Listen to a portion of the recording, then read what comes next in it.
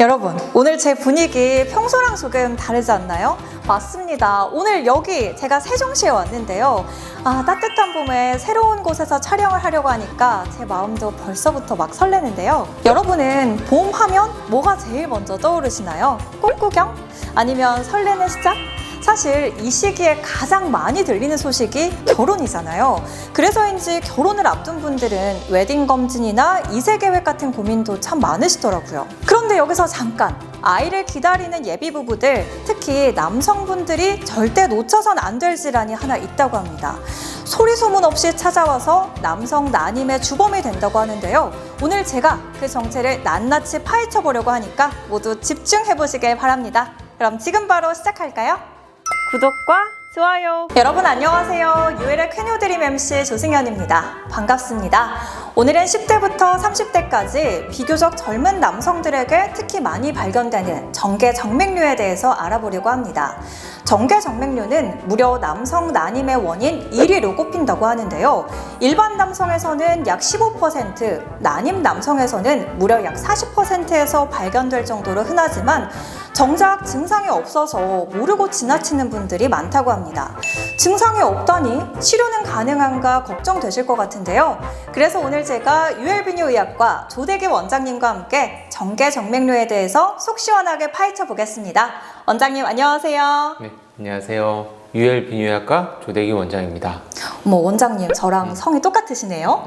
예, 그렇습니다. 네, 그래서 오늘 처음 뵙는데도 더 반가운 마음이 듭니다. 오늘 친근감도 느껴지고 촬영 더 잘할 수 있을 것 같은 마음이 드네요. 아나운서 음악 믿고 따라가겠습니다. 네, 그럼 저만 믿고 잘 따라와 주시는 걸로 하면서 오늘 방송 시작해 볼게요. 구독과 좋아요. 오늘 정계정맥류에 대해서 알아볼 텐데요. 사실 이 질환은 굉장히 생소한 느낌입니다. 물론 제가 여자라서 더 생소한 것도 있겠지만 실제로 남성분들도 잘 모르는 질환인가요? 맞습니다. 이 정계정맥류라는 질환은 네. 아까 말씀하셨듯이 성인 남성의 15%면 10명 중에 한두 분은 갖고 있을 정도로 굉장히 흔한 질환이긴 한데 네. 사실 이 질환에 대해 모르시는 분들이 굉장히 많습니다. 그쵸, 네. 그리고 제 주변에 제 친구, 의료 쪽에 있는 친구들도 정말요? 모르는 경우가 많이 있을 정도로 조금은 낯선 질환이긴 합니다. 네, 그렇군요. 남성분들에게도 생소한 질환이라고 하고 또 젊은 분들에게서 많이 나타난다라고 하셨는데 진료를 받고 나서야 돼서 알게 되고 또 심지어 난임을 유발한다. 도대체 이 질환 어떤 건가요? 정계정맥류는 우리가 심장에서 온몸에 혈액을 네. 보내면 다시 돌아와야 되는데 이 돌아오는 과정에서 문제가 생기는 질환입니다.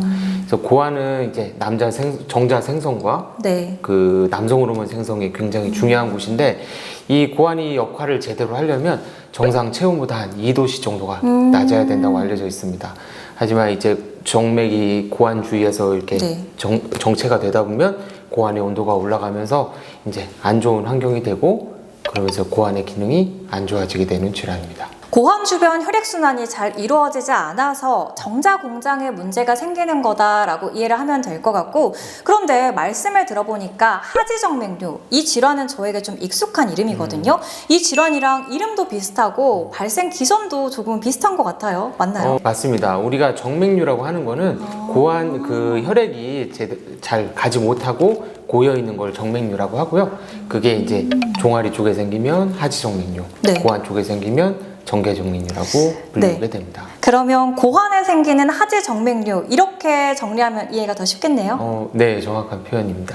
구독과 좋아요. 그런데 다리는 비교적 눈에 띄는 부분이라 우리가 쉽게 알아차릴 수가 있는데 이 정계정맥류는 눈에 띄지도 사실 잘 않고 증상이 거의 없다고 들었거든요. 그렇다면 어떻게 알아차릴 수 있을까요?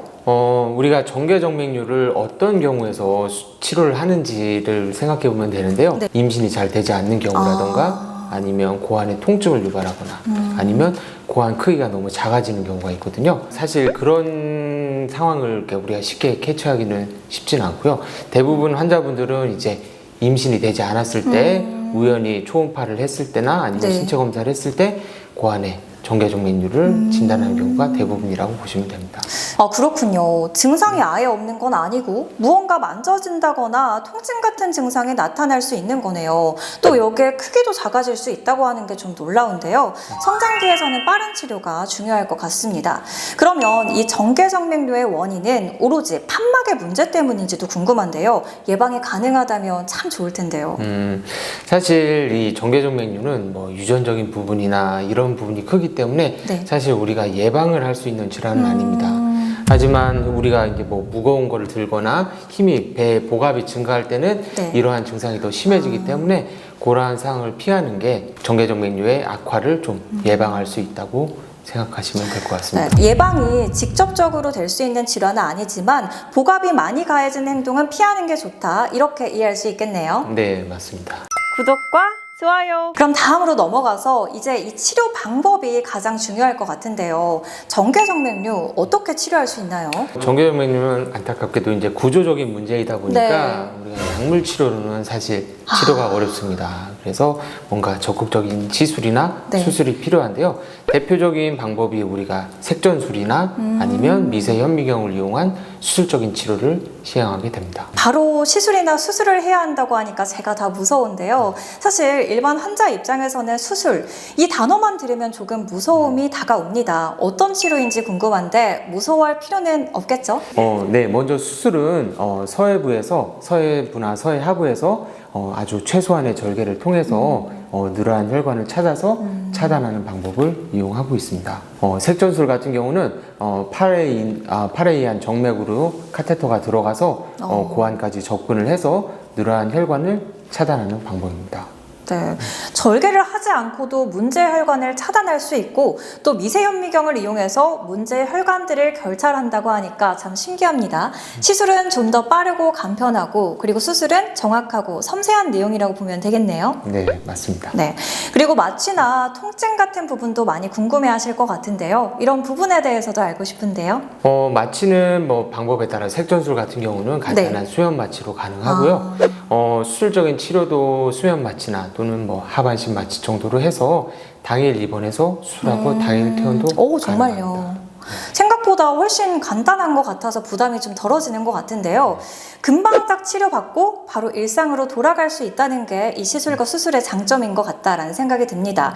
그렇다면 이렇게 치료가 필요한 정계정맥류 어떻게 미리미리 우리가 발견을 할 수 있을까요? 정말 정도가 심한 분들은 겉으로 봐도 늘어난 혈관이 보일 정도로 심한 경우가 있긴 하지만 그렇지 않은 경우에는 우리가 초음파라든가 이런 아니면 전문가가 직접 신체 검사를 해야 진단이 되기 때문에 임신이 되지 않거나 아니면 좀 고환에 약간 불편감이 느껴진다면 비뇨기과에서 꼭 진단을 받으시는 게 중요합니다. 가장 중요한 건 정기검진을 자주 받자 이 내용일까요? 네, 맞습니다.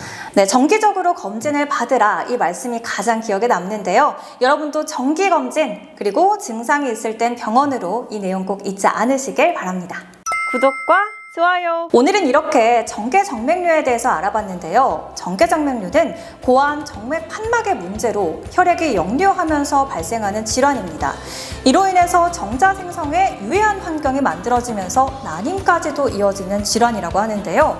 특히 성장기인 10대부터 한창 결혼과 출산을 계획하는 20, 30대까지 특히 젊은 남성에게서 많이 발생한다고 하니까요. 증상이 있을 땐 바로바로 병원에 방문하시고 정기적인 검진을 통해서 건강을 지켜나가시길 바랍니다.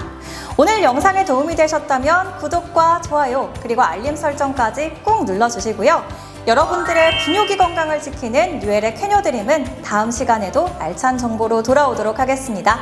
시청해주신 여러분 고맙습니다. 무엇보다 오늘 좋은 말씀 해주신 조대기 원장님 감사합니다. 감사합니다.